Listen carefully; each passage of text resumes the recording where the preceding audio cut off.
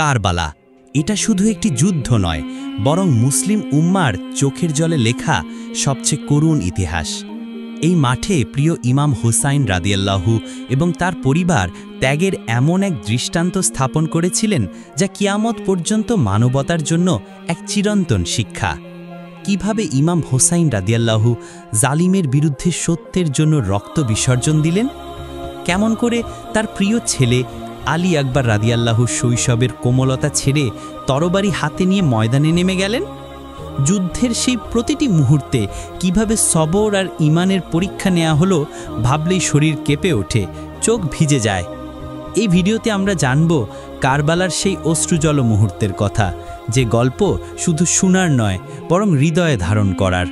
শেষ পর্যন্ত দেখুন, কারণ প্রতিটি মুহূর্তে আছে কান্না, শিক্ষা আর অটল ইমানের গল্প। মদিনার আকাশ সেদিন খুবই সুন্দর, শান্ত ছিল, কিন্তু হযরত ফাতেমা রাদিয়াল্লাহু তাআলা আনহার হৃদয়ে ছিল অশান্ত। চারিদিকে শুধু ঈদের আনন্দ, কিন্তু তাদের ঘরে ছিল দুঃখ। ঘরের বাইরে হযরত ইমাম হাসান ও হুসাইন রাদিয়াল্লাহু তাআলা আনহু দেখলেন তার মতো ছোট ছোট বাচ্চারা নতুন জামা পরে ঈদের ময়দানে যাচ্ছে। এটা দেখে হযরত হাসান রাদিয়াল্লাহু তাআলা আনহু তাদের বাড়ির দিকে আসতে লাগলেন। এদিকে হযরত ফাতেমা রাদিয়াল্লাহু তাআলা আনহা তার নিজ কক্ষে বসেছিলেন। মনে মনে ভাবতে লাগলেন, আজ তো ঈদের দিন, ইমাম হাসান হুসাইনের নতুন জামা নেই, তাদের কি জবাব দিব? এই চিন্তা করে মা ফাতেমার হৃদয় যেন কেঁদে উঠল। ঠিক এমন সময় হযরত হাসান রাদিয়াল্লাহু তাআলা আনহু ঘরের মধ্যে প্রবেশ করলেন এবং বললেন, আম্মা জান, সবাই নতুন জামা পরে ঈদের ময়দানে যাচ্ছে, আমাদের নতুন জামা কোথায়? তখন হযরত ফাতেমা রাদিয়াল্লাহু তাআলা আনহা বললেন, তোমরা গোসল করে এসো, তারপরে নতুন জামা পরে ঈদের ময়দানে যাবে। হযরত হাসান ও হুসাইন রাদিয়াল্লাহু তাআলা আনহু যখন গোসল করার জন্য চলে গেলেন, ওই সময় হযরত ফাতেমা রাদিয়াল্লাহু তাআলা আনহা 2 রাকাত সালাত আদায় করলেন এবং আল্লাহর কাছে দোয়া করে বললেন, ওগো আল্লাহ, তুমি গফুরুর রাহিম, রহমান রাহিম। আমার কলিজার টুকরা 2 সন্তানের দুঃখ আমি সইতে পারি না। আমি যদি আজ তাদের নতুন জামা দিতে না পারি, তাহলে তারা বলবে রাসূলের মেয়ে হয়ে মিথ্যা বলছে। দয়া করে মেহেরবানি করে আমার সম্মান রক্ষা করো। হে আল্লাহ, তাদের 2টো জামার ব্যবস্থা করে দিন। এই দোয়া করার সাথে সাথেই হযরত জিবরাইল আলাইহিস সালাম দর্জি সেজে 2টি জামা নিয়ে হযরত হাসান হুসেনের কাছে হাজির হলেন এবং বললেন, এই নাও তোমাদের ঈদের নতুন জামা, তোমার মা তোমাদের জন্য জামা নিয়ে আসতে বলেছে। এই কথা শুনে ইমাম হাসান ও হুসাইন রাদিয়াল্লাহু তাআলা আনহু জামা নিয়ে খুব খুশি হয়ে বাড়ির দিকে যাচ্ছিলেন। কিতাবে এসেছে এই জামার একটি রং লাল আর একটি সবুজ। এদিকে হযরত ফাতেমা রাদিয়াল্লাহু তাআলা আনহার হৃদয়ে যেন কিসের কষ্ট হচ্ছিল, কিছুই বুঝতে পারছিল না। ঠিক ওই সময় হযরত ইমাম হাসান ও হুসেন রাদিয়াল্লাহু তাআলা আনহু ঘরের মধ্যে প্রবেশ করলেন। হযরত ফাতেমা রাদিয়াল্লাহু তাআলা আনহা তাদের হাতে এই পোশাক 2টি দেখে অবাক হলেন এবং তার হৃদয়ে যেন কষ্টের মেঘ ঘনিয়ে এলো। ফাতেমা রাদিয়াল্লাহু তাআলার মনে এক অদ্ভুত কষ্টের অনুভূতি ঘনিয়ে আসলো। এই জামার রহস্য আর হাকিকত জানার জন্য তিনি আর দেরি না করে হযরত মুহাম্মদ সাল্লাল্লাহু আলাইহি ওয়াসাল্লামের কাছে যাওয়ার সিদ্ধান্ত নিলেন। অন্যদিকে হযরত জিবরাইল আলাইহিস সালাম হযরত মুহাম্মদ সাল্লাল্লাহু আলাইহি ওয়াসাল্লামের কাছে হাজির হয়ে বললেন, হে আল্লাহর রাসূল, তোমার নয়নের মণি মা ফাতেমা 2টি জামার হাকিকত জানার জন্য তোমার এখানে আসছে। তুমি তাকে বলে দিও, এই 2টি জামা জান্নাত থেকে পাঠানো হয়েছে। এই জামা শুধু পোশাক নয়, বরং এটি তাদের ভবিষ্যতের প্রতীক। লাল রং তাদের রক্তের প্রতীক আর সবুজ রং জান্নাতের প্রতীক। হাসান ও হুসাইনের জন্য যে ফজিলত আল্লাহ নির্ধারণ করেছেন, তারই ইঙ্গিত এই জামা। এই কথা বলার পর হযরত জিবরাইল আলাইহিস সালাম সেখান থেকে বিদায় নিলেন। ঠিক ওই সময় হযরত ফাতেমা রাদিয়াল্লাহু তাআলা আনহা ঘরের মধ্যে প্রবেশ করলেন। তখন রাসূল সাল্লাল্লাহু আলাইহি ওয়াসাল্লামের চোখে পানি এসে গেল। তিনি বললেন, হে ফাতেমা, আমার এই 2টি কলিজার টুকরো যে কত বড় মর্তবা লাভ করবে, তার এক ঝলক আল্লাহ রব্বুল আলামিন আজ আমাকে দেখিয়েছেন। ফাতেমা, তোমার সন্তানদের জন্য এই জীবন যেমন পরীক্ষার, তেমনি ফজিলতের। তারপর মুহাম্মদ সাল্লাল্লাহু আলাইহি ওয়াসাল্লাম আল্লাহর কাছে দোয়া করে বললেন, হে আল্লাহ, এর পরিবর্তে তুমি আমার উম্মতকে নাজাত দিও। এই কথা শুনে ফাতেমা রাদিয়াল্লাহু তাআলা আনহা চোখের পানি ধরে রাখতে পারলেন না এবং ভবিষ্যতের চিন্তায় ভারাক্রান্ত হয়ে উঠল। এইভাবে বছরের পর বছর অতিক্রম হতে লাগল। ইমাম হাসান ও হুসাইন রাদিয়াল্লাহু তাআলা আনহু বড় হতে লাগলেন। একে একে হযরত মুহাম্মদ সাল্লাল্লাহু আলাইহি ওয়াসাল্লাম হযরত ফাতেমা রাদিয়াল্লাহু তাআলা আনহার সহ 4 খলিফা পৃথিবী থেকে বিদায় নিলেন। এভাবেই বহু বছর অতিক্রম হয়ে গেল। সেই সময় রাষ্ট্রের প্রধান ছিলেন আমিরে মাউইয়া, তার পুত্র ছিল এজিদ। মাউইয়া যখন বার্ধক্য বয়সে উপনীত হল, তখন এজিদ ষড়যন্ত্র করতে লাগল কিভাবে রাষ্ট্রের প্রধান হওয়া যায়। এদিকে অন্যায়ভাবে এজিদকে রাষ্ট্রশাসক পদে উপনীত করলেন, কিন্তু রাসূলের প্রতি ভালোবাসা, রাসূলের আদর্শ না থাকার কারণে তাকে কেউ মনে প্রাণে ভালোবাসত না এবং শাসক হিসেবে মানতে পারল না। সবাই বলতে লাগলো, আমরা এজিদকে মানি না, হোসাইন আমাদের আশার আলো, আমরা হোসাইনের পক্ষে থাকতে চাই। এজিদ অন্যায়ভাবে সাধারণ মানুষকে অত্যাচার করে মানুষকে হত্যার ভয় দেখিয়ে নিজেই রাষ্ট্রের শাসক হলেন। একদিন এজিদ মনে মনে ভাবতে লাগলো, এইভাবে চলতে থাকলে কখনোই আমি দেশের রাষ্ট্রপ্রধান হতে পারবো না। যেভাবেই হোক হাসান এবং হোসাইনকে শেষ করতে হবে, এই পথের কাঁটা সরাতেই হবে। আসলে এজিদ ছিল চরিত্রহীন, তার হৃদয়ে কোনো দয়ামায়া ছিল না, রাষ্ট্রের ক্ষমতার লোভে একেবারে অন্ধ হয়ে গিয়েছিল। একদিন এজিদ কুফানগরীর গভর্নর ইবনে জিয়াদকে ডেকে বললেন, তুমি তো কুফার গভর্নর, হোসাইনকে কুফায় ডেকে আনো, কেননা মদিনাতে হোসাইনকে মারা যাবে না। তুমি যে কোনো কৌশলে কুফায় ডেকে আনো, নয়তো আমরা কিছুই করতে পারবো না। তুমি তার কাছে চিঠি লিখে জানাও এজিদের কাছে তোমাকে বায়াত হতে হবে। অতঃপর তারা মদিনাতে চিঠি পাঠাতে শুরু করে। এইভাবেই যখন 40,000 চিঠি পৌঁছে গেল, তখন মদিনায় বিশিষ্ট জ্ঞানীগুণী ব্যক্তি এবং হোসাইন একটি গুরুত্বপূর্ণ আলোচনা সভার আয়োজন করলেন। হোসাইন রাদিয়াল্লাহু তাআলা আনহু বললেন, আমি কুফা যেতে চাই, সেখানে অনেক মানুষ আমার জন্য অপেক্ষা করছে। তখন সেখানে থাকা বিশিষ্ট ব্যক্তিদের মধ্যে একজন বললেন, হোসাইন তুমি কুফাতে যেও না, কুফার আবহাওয়া ভালো না, সেখানে ইতিমধ্যেই অনেক সমস্যা সৃষ্টি হয়েছে। এখনও আমরা হাসানের ব্যথা ভুলিতে পারিনি, বরং সেখানে যাওয়ার আগে আমাদের মধ্য হতে একজনকে পাঠানো হোক, তার পক্ষ থেকে ভালো খবর আসলে তবেই তুমি যাবে। তখন হোসাইন রাদিয়াল্লাহু তাআলা আনহু বললেন, ঠিক আছে, তাই হবে, তাহলে আপনারা বলুন কে যাবেন সেখানে। সেখানে অনেক লোক উপস্থিত ছিল, কিন্তু কেউ কুফা যাওয়ার জন্য রাজি হলো না। তার মধ্যে থেকে মুসলিম বিন আকিল নামের একজন বললেন, আপনারা নিশ্চিন্তে থাকুন, আমি আগে যাব। অতঃপর তারা সেদিনের মতো আলোচনা সভা বন্ধ করে একে একে ঘরে ফিরে আসলেন। মুসলিম বিন আকিল যখন কুফা যাওয়ার জন্য প্রস্তুত হচ্ছিলেন, সেই সময় তার দুটি পুত্র এসে বলল, আব্বাজান আমরা কার কাছে থাকব, আমাদের তো মা নেই, আব্বাজান আপনি আমাদেরকেও সঙ্গে নিয়ে চলুন। অতঃপর তারা কুফা যাওয়ার জন্য রওনা হলেন। অনেক পথ অতিক্রম করার পর যখন তারা কুফায় এসে পৌঁছালেন, তখন দেখলেন ইতিমধ্যেই সেখানকার অনেক লোক হযরত হোসাইন রাদিয়াল্লাহু তাআলা আনহুর কাছে বায়াত নেয়ার জন্য প্রস্তুত ছিলেন। তখন তারা বললেন, আমাদের প্রিয় হোসাইন রাদিয়াল্লাহু তাআলা আনহু কোথায়, আমরা তার সাথে থাকব, এই এজিদকে আমরা চাই না। তখন মুসলিম বিন আকিল বললেন, তিনি নিশ্চয় আসবেন, তবে আমার চিঠি পাওয়ার পর সেখানকার মানুষের হোসাইনের প্রতি ভালোবাসা এবং তার প্রতি অটুট বন্ধন দেখে মুসলিম বিন আকিল হোসাইনকে কুফা আসার জন্য বিস্তারিত চিঠি লিখলেন। অতঃপর একজন মুসলিম বিন আকিলের এই চিঠি হযরত হোসাইন রাদিয়াল্লাহু তাআলা আনহুর কাছে পৌঁছে দিলেন। চিঠি পেয়ে হযরত হোসাইন রাদিয়াল্লাহু তাআলা আনহু আর দেরি করলেন না, 72 জন সঙ্গী সাথী সহ কুফা যাওয়ার জন্য রওনা দিলেন। গোপন সূত্রে হযরত হোসাইনের আসার খবর এজিদ পেয়ে যায়। তখন এজিদ গোপনে হযরত হোসাইন রাদিয়াল্লাহু তাআলা আনহু এবং মুসলিম বিন আকিলকে হত্যা করার জন্য একটি ষড়যন্ত্র করলেন এবং একজন সেনাকে ডেকে বললেন, আপনি যদি মুসলিম বিন আকিলকে হত্যা করতে পারেন তবে আপনাকে অনেক পুরস্কার দেওয়া হবে। আর মনে রেখো, মুসলিম বিন আকিলের ছোট দুটি পুত্রকে রেহাই দেবে না, তাদেরকেও হত্যা করবে, কেননা তারা যদি মদিনায় চলে যায় তাহলে হোসাইনকে আনা যাবে না, আর কারবেলায় তাদের আটকে দিতে হবে। তাহলে তুমি গোপনে কাজটি সম্পন্ন করো। অতঃপর ওই সেনাটি মুসলিম বিন আকিলকে হত্যা করার জন্য খুঁজতে লাগলেন। কিছুদিন পর দেখলেন মুসলিম বিন আকিল হোসাইনের পক্ষে অনেক লোককে বায়াত করার পর কুফার একটি মসজিদে বসে আছে। এটা দেখে সে দেরি করলেন না, সাথে সাথে গিয়ে পিছন থেকে অমানবিকভাবে মুসলিম বিন আকিলকে তরবারি দিয়ে হত্যা করে শেষ করে দেয়। কিছুদিন পর মুসলিম বিন আকিলের হত্যার খবর চারিদিকে ছড়িয়ে পড়ে। কুফার মানুষ শোকস্তব্ধ হয়ে যায়, কিন্তু তারা প্রতিবাদ করতে পারত না, কারণ এজিদের সাথে মোকাবিলা করার জন্য তাদের শক্তি ছিল না। তাই সবাই চুপ হয়ে যায়। সেই সাথে সাথে এজিদের পক্ষ থেকে বলা হয়, মুসলিম বিন আকিলের 2 পুত্রকে যে হত্যা করে এজিদের সামনে নিয়ে আসতে পারবে তাকে অনেক বেশি মূল্যবান পুরস্কার দেওয়া হবে। এই খবর পেয়ে পুরস্কারের লোভে কিছু লোক মুসলিম বিন আকিলের 2 পুত্রকে খুঁজতে লাগলেন। এদিকে মুসলিম বিন আকিলের নিষ্পাপ 2টি ছোট ছেলে এই খবর পেয়ে হত্যার ভয়ে এদিক ওদিক দৌড়াতে লাগলেন। দৌড়াতে দৌড়াতে তারা রাতের বেলা একটি খেজুর বাগানের মধ্যে এসে পৌঁছায়। ক্ষুধা এবং তৃষ্ণায় ক্লান্ত হয়ে ছোট 2টি শিশু খেজুর গাছের নিচে ঘুমিয়ে পড়ে। সকাল হতে তারা দেখল ওই খেজুর বাগানের মধ্যে একজন মহিলা তাদের দিকে আসছে। এটা দেখে ছোট ভাই তার বড় ভাইকে বলল, ভাইজান আমাদেরও মনে হয় হত্যা করে দেবে, এই দেখো আমাদেরকে খুঁজতে আসছে, আমরা এখন কোথায় যাব? এই কথা বলে তারা অঝরে কাঁদতে লাগলেন। আসলেই এই মহিলাটি ছিল এই খেজুর বাগানের মালিকের স্ত্রী। ওই মহিলাটি এসে দেখল চাঁদের মতো ছোট্ট শিশু দুটি ভয়ে আতঙ্কে অঝরে কান্না করছে। এটা দেখে মহিলাটির হৃদয়ে মায়া জন্মালো। তাদেরকে ক্ষুধার্ত এবং তৃষ্ণার্ত দেখে চোখের কোণে অশ্রু ভরে গেল। তখন মহিলাটি বলল, তোমরা তো মদিনার সেই মুসলিম বিন আকিলের পুত্র, তোমরা আমার বাড়ি চলো। এটা শুনে ছোট ভাই বড় ভাইকে বলল, ভাইজান এবার মনে হয় আমাদেরকে হত্যা করে দিবে। এই বলে অঝরে কাঁদতে লাগলো। এটা দেখে মহিলাটি বলল, তোমাদের কোনো চিন্তা নেই, আমার সাথে চলো। মহিলাটি তাদেরকে নিজের বাড়িতে আনলেন এবং একটি অন্য ঘরের মধ্যে লুকিয়ে রাখলেন। এদিকে মহিলাটির স্বামী, যার নাম হারেস, সে পুরস্কারের লোভে এই ছোট্ট দুটি শিশুকে খুঁজতে লাগলেন। যখন তাদেরকে কোথাও পেল না, তখন সে নিজের বাড়িতে ফিরে আসলেন। তার স্ত্রী তাকে দেখে বললেন, কি ব্যাপার, আপনাকে এত উত্তেজিত এবং রাগান্বিত দেখাচ্ছেন কেন?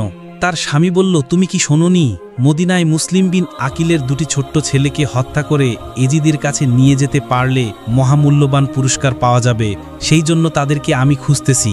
এই কথাটি পাশের ঘরে থাকা সেই ছোট্ট ছেলে দুটি শুনতে পেয়ে ভয়ে আতঙ্কে কান্না শুরু করল।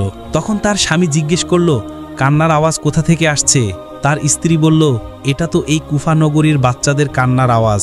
তার স্বামী বলল, না, এটা তো কুফা নগরীর কোনো বাচ্চার কান্নার আওয়াজ না, মনে হয় আমাদের ঘর থেকে আসে। এটা বলার পর পাশের ঘরে গিয়ে দেখল ছোট্ট দুটি বাচ্চা ছেলে ঘরের মধ্যে হাউমাউ করে কাঁদছে। পিছনে পিছনে তার স্ত্রী এসে কেঁদে কেঁদে স্বামীকে বলল, দয়া করে আপনি এদেরকে ছেড়ে দিন। এজিদের পুরস্কারের লোভে এই নিষ্পাপ ছোট্ট দুটি অসহায় বাচ্চাকে হত্যা করবেন না, তার বিনিময়ে আমাকে হত্যা করুন। কিন্তু তার স্বামী কোনো কথাই শুনলেন না। ছোট্ট দুটি ছেলেকে টানতে টানতে ফোরাত নদীর ধারে নিয়ে গেল। তাদেরকে হত্যা করতে যাবে এমন সময় ছোট্ট ভাইটি কেঁদে কেঁদে বলতে লাগলো, আমরা কি অপরাধ করেছি, আমাদের ছেড়ে দিন, আমাদের মা নেই, বাবা নেই। সঙ্গে সঙ্গে বড় ভাইটি কেঁদে কেঁদে বলতে লাগলো, ও কুফানগরীর বাতাসেরা, পাখিরা, তোমরা আমার হোসাইনকে বলে দাও তিনি যেন কুফানগরীতে ও কারবালাতে না আসে। এখানকার মানুষের ব্যবহার ভালো না, তারা নিজের স্বার্থের লোভে হত্যা করতেও দ্বিধা করে না। এই কথা বলা শেষ হতে না হতেই হারেস নামের সেই লোকটি ছোট্ট দুটি ছেলেকে হত্যা করে তাদের মস্তক কেটে এজিদের কাছে যেতে লাগলো। এদিকে হযরত হোসাইন রাদিয়াল্লাহু তাআলা আনহু এবং তার ৭২ জন সঙ্গী অনেক দিন ধরে পথ চলতে চলতে তারা ক্ষুধার্ত এবং তৃষ্ণার্ত হয়ে পড়েছিল। তাদের একটু বিশ্রামের প্রয়োজন ছিল। তখন সন্ধ্যা হয়ে এসেছিল। তাই হযরত হোসাইন রাদিয়াল্লাহু তাআলা আনহু বললেন, আজকে রাতের মতো এখানেই আশ্রয় নিন, কাল সকাল হলেই আমরা আবার রওনা দেব। আপনারা সবাই এখানে তাঁবু খাটানোর ব্যবস্থা করুন। যখন হোসাইন রাদিয়াল্লাহু তাআলা আনহু তাঁবু খাটানোর জন্য মাটিতে একবার কোপ দিলেন, দেখলেন সেখান দিয়ে রক্ত বার হচ্ছে। এটা দেখে হযরত হোসাইন রাদিয়াল্লাহু তাআলা আনহু অন্যদের জিজ্ঞাসা করলেন, আপনারা বলতে পারবেন এই জায়গার নাম কি? তাদের মধ্য থেকে একজন বললেন, ইয়া হোসাইন, এই জায়গার নাম হলো কারবালা। এটা শুনে হযরত হোসাইন রাদিয়াল্লাহু তাআলা আনহু চোখের পানি ছেড়ে বললেন, আপনারা এখানেই তাঁবু খাটান। আমার নানাজান হযরত মুহাম্মদ সাল্লাল্লাহু আলাইহি ওয়াসাল্লাম বলেছেন, তার উম্মতের নাজাতের জন্য এই কারবালায় আমি নাকি শহীদ হয়ে যাব। এদিকে গোপন সূত্রে এজিদ সমস্ত খবর পেয়ে যায়। অতপর সকাল হতে না হতেই এজিদের 4000 সৈন্য হোসাইন রাদিয়াল্লাহু তাআলা আনহুর তাঁবুর চারিদিকে ঘিরে ধরেছে। কয়েকজন এজিদের সৈন্য হযরত হোসাইন রাদিয়াল্লাহু তাআলা আনহুর কাছে এসে বলল, হোসাইন, আর সামনে এগোনো যাবে না, তুমি আমাদের সঙ্গে যুদ্ধ করো। তখন হোসাইন রাদিয়াল্লাহু তাআলা আনহু বললেন, প্রিয় ভাইরা, আমি আপনাদের সাথে যুদ্ধ করতে আসিনি, আমি তো এসেছি শুধুমাত্র বন্ধুত্বের সম্পর্ক স্থাপন করতে। কিন্তু এজিদের সৈন্যরা কিছুই বুঝলেন না। তারা বললেন, আমরা আপনার কোনো কথা শুনব না, আমাদের সাথে যুদ্ধ করো, নয়তো ফিরে যাও। তখন হোসেইন রাদিয়াল্লাহু তাআলা আনহু বললেন, ভাইরা, আমরা যুদ্ধে আসিনি, আমরা ন্যায় প্রতিষ্ঠার জন্য এসেছি। কিন্তু যদি এজিদের জুলুমের বিরুদ্ধে লড়াই করতে হয়, তবে মৃত্যুকেও আলিঙ্গন করতে আমরা প্রস্তুত। এই কথা বলে হযরত হোসাইন রাদিয়াল্লাহু তাআলা আনহু তাঁবুর দিকে ফিরে আসলেন। এইভাবে 2-3 দিন অতিবাহিত হয়ে গেল। অতঃপর রাতের বেলা অনেক চিন্তা করার পর হযরত হোসাইন রাদিয়াল্লাহু তাআলা আনহু তাঁবুর বাইরের সমস্ত আগুন নিভিয়ে সবার উদ্দেশ্য করে বললেন, আপনারা সবাই কারবালা ছেড়ে প্রাণ বাঁচানোর জন্য ফিরে যান, কেননা আমাদের কাছে কোনো অস্ত্র নেই, আর আমরা তো মাত্রই 72 জন, আর এজিদের সৈন্য 4000। অতএব তোমরা আমার কথা শুনো, তোমরা ফিরে যাও। আমি একাই এই এজিদের বিরুদ্ধে যুদ্ধ করে শহীদ হয়ে যাব, কিন্তু রাসূলের আদর্শ, নীতি এবং ইসলামকে কখনো শেষ হতে দেব না। এই কথা বলার পর তাঁবুর আগুন জ্বালিয়ে পিছনে চেয়ে দেখল কেউ সেখান থেকে পালায়নি। সবাই হাউমাউ করে কাঁদছে, আর সবাই একসঙ্গে বলছে, ইয়া হুসাইন, আমরা সবাই তোমার সাথে আছি, দরকার হলে এজিদের বিরুদ্ধে যুদ্ধ করে শহীদ হয়ে যাব, তবুও তোমায় ছেড়ে যাব না। পরের দিন সকালবেলা হযরত হুসাইন রাদিয়াল্লাহু তাআলা আনহুর স্ত্রী তার কাছে এসে বলল, প্রাণের স্বামী, এই ছোট্ট 6 মাসের শিশুর গত 3 দিন ধরে খাবার পানি কিছুই খাওয়া হয়নি। ক্ষুধাই তৃষ্ণাই কাতর হয়ে পড়েছে, দয়া করে এই শিশুর জন্য একটু পানির ব্যবস্থা করুন। তখন হজরত হুসাইন রাদিয়াল্লাহু তাআলা আনহু 6 মাসের কচি শিশুকে কোলে নিয়ে একটু পানির জন্য সামনে এগোতে লাগলেন। সেখানে গিয়ে দেখলেন এজিদের সৈন্যরা ফুরাত নদীর পানি বন্ধ করে দিয়েছে। এটা দেখে হজরত হুসাইন রাদিয়াল্লাহু তাআলা আনহু খুবই নম্রভাবে অনুরোধ করে বললেন, দয়া করে এই ছোট্ট শিশুটির একটু পানি দিন, তৃষ্ণায় আমার কচি শিশুর গলাটা শুকিয়ে গিয়েছে, যদি প্রতিশোধ নিতে হয় তাহলে আমাদের ওপরে নিন, এই কচি শিশু তো কোনো দোষ করেনি, দেখুন আপনাদেরও তো এমন ছোট্ট শিশু রয়েছে, দয়া করে আমার এই অনুরোধটুকু রাখুন।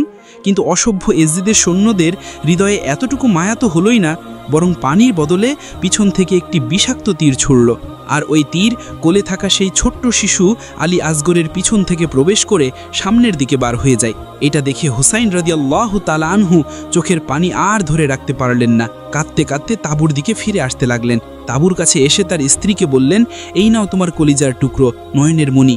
সন্তানের পানি পিপাসা জীবনের মতো তারা মিটিয়ে দিয়েছে, সে জীবনে আর কখনো পানি পান করবে না। এটা দেখে সেখানে থাকা সমস্ত লোক চোখে পানি ধরে রাখতে পারলেন না, সবাই অঝরে কান্না করতে লাগলেন। তার স্ত্রী কচি শিশুকে কোলে নিয়ে চোখের পানি ছেড়ে দিয়ে চিৎকার করে কাঁদতে কাঁদতে আল্লাহর কাছে দোয়া করে বললেন, ওগো দয়াময় আল্লাহ, এ কেমন বিচার, যে নবীকে সৃষ্টি না করলে কিছুই সৃষ্টি হতো না, সেই নবীর উম্মতেরা আজ পানি পায় না, এই ব্যথা আমি কিভাবে সইব আল্লাহ। এদিকে তাদের যুবক পুত্র আলী আকবর কান্নার আওয়াজ শুনে দ্রুত তাঁবুর কাছে আসলেন এবং ছোট্ট শিশুহি অবস্থা দেখে আর সহ্য করতে পারলেন না। রক্ত হাতে নিয়ে শপথ করে বললেন, আমি এই 10 দিন সৈন্যদের ছাড়ব না। এই কথা বলে যুদ্ধ করতে চলে গেল। শুরু হয়ে গেল তীব্র যুদ্ধ। যুদ্ধ করতে করতে এক পর্যায়ে আলী আকবর তৃষ্ণার্ত হয়ে পড়েছিল, তার আর চলার শক্তি ছিল না, তাই সে একটু পানি পাওয়ার আশায় তাঁবুর কাছে ফিরে আসলেন এবং বললেন, মাগো আমার এক গ্লাস পানি দাও, আর আমি চলতে পারছি না, আমার এক গ্লাস পানি দাও, আমি কথা দিচ্ছি কারবালার এই সমস্ত এজিদের সৈন্যকে আমি শেষ করে দেব। তখন মা চোখের পানি ছেড়ে দিয়ে কান্না করে বলে উঠল, আমার কলিজার টুকরো আলী আকবর, পানি যদি থাকতো তাহলে তোমার ভাই আলী আসগর কি তীর খেয়ে মরত? তখন আলী আকবর মায়ের পায়ের সালাম করে বললেন, মাগো বিদায় দাও, দেখা হবে হাসরের ময়দানে। তখন সেখানে সমস্ত লোক আরো জোরে জোরে কান্না করছে, কেননা তাদের বেশিরভাগই ছিল নারী। একে একে ইজিদের সৈন্যদের হাতে সবাই শহীদ হয়ে গেছে, মাত্র আর কয়েকজন। কি করবে এই কথা ভেবে তারা চোখের পানি থামাতে পারলেন না। এক পর্যায়ে নিষ্ঠুর অত্যাচারী এজিদের সৈন্যরা একে একে সবাইকে শহীদ করে দিয়েছে, বাকি শুধু জয়নাল আবেদিন এবং হুসাইন রাদিয়াল্লাহু তাআলা আনহু। অতপর ক্ষুধার্ত তৃষ্ণার্ত ক্লান্ত জয়নাল আবেদিন বললেন, হুসাইন তুমি যেও না, আমি যুদ্ধ করতে যাব। তখন হুসাইন রাদিয়াল্লাহু তাআলা আনহু বললেন, তুমি যদি যুদ্ধে যাও তাহলে রসুলের বংশের বাতিকে জ্বালাবে। এই কথা বলে জয়নাল আবেদিনকে সেখানে রেখে হুসাইন রাদিয়াল্লাহু তাআলা আনহু একাই হাজার হাজার সৈন্যদের বিরুদ্ধে যুদ্ধ করার জন্য চলে গেলেন। এক পর্যায়ে হযরত হুসাইন রাদিয়াল্লাহু তাআলা আনহু যুদ্ধ করতে করতে একাই অনেক সৈন্যকে হারিয়ে দিলেন।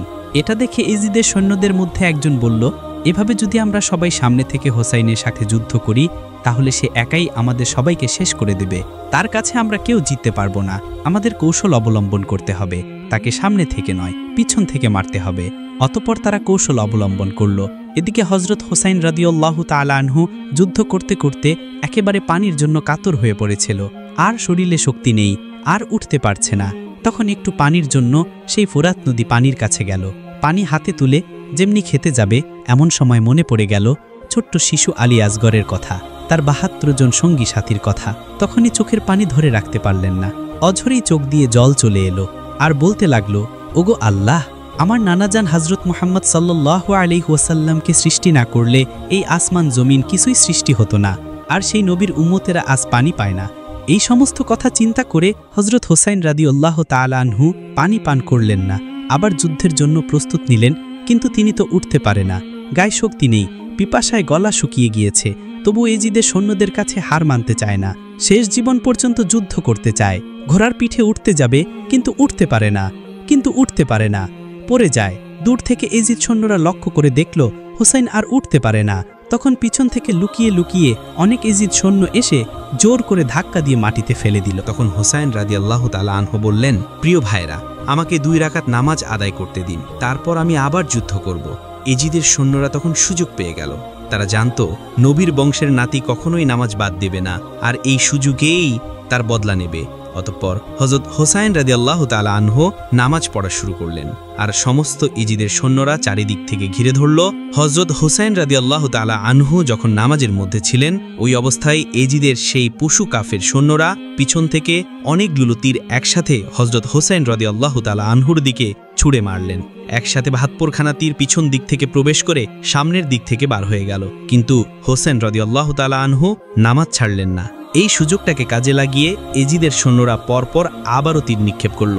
হযরত হোসেন রাদিয়াল্লাহু তাআলা আনহু যখন নামাজ শেষ করলেন ততক্ষণে অনেকগুলো তীরের আঘাতে শরীর ঝাঁঝরা করে দিয়েছে। হযরত হোসেন রাদিয়াল্লাহু তাআলা আনহু আর উঠতে পারলেন না। একেবারে শেষে চোখের পানি ছেড়ে দিয়ে অঝরে কান্না করে বললেন, ওগো পৃথিবী দেখো, ন্যায়ের প্রতিষ্ঠার জন্য আমার পরিবার শহীদ হয়েছে, কিন্তু ইসলামকে মুছে ফেলা যাবে না। এই কথা বলতে বলতে কারবালার প্রান্তে রক্ত মাখা শরীর নিয়ে লুটিয়ে পড়লেন।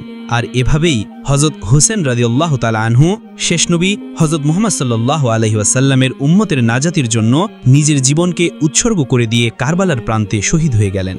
প্রিয় বন্ধুরা, কারবালার প্রান্তে শহীদ হবার ঘটনা শুধু একটি যুদ্ধ নয়, এটি একটি ন্যায় ও অন্যায়ের চিরন্তন লড়াই। হুসাইন ও তার সঙ্গীদের আত্মত্যাগ মানব ইতিহাসের এক অনন্য দৃষ্টান্ত হয়ে থাকবে। আমরা সকলেই যেন প্রিয় রাসূলের পরিবারের মতো আদর্শ গড়ে তুলতে পারি। মহান আল্লাহ তাআলা আমাদের সবাইকে এই তৌফিক দান করুক। আমরা সবাই বলি আমিন।